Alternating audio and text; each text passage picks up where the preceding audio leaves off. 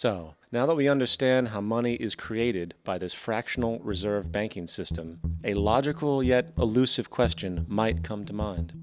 What is actually giving this newly created money value? The answer? The money that already exists. The new money essentially steals value from the existing money supply.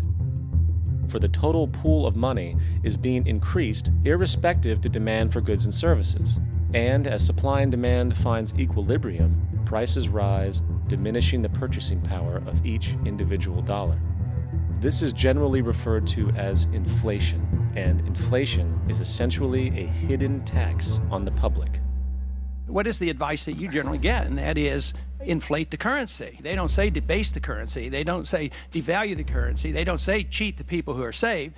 They say lower the interest rates. The real deception is when we distort the value of money, when we create money out of thin air. We have no savings, and yet there's so-called capital.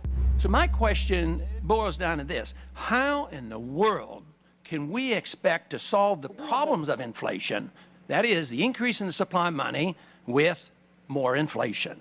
Of course, it can't. The fractional reserve system of monetary expansion is inherently inflationary. For the act of expanding the money supply without there being a proportional expansion of goods and services in the economy will always debase a currency. In fact, a quick glance at the historical values of the US dollar versus the money supply reflects this point definitively, for the inverse relationship is obvious. $1 in 1913 required $21.60 in 2007 to match value. That is a 96% devaluation since the Federal Reserve came into existence.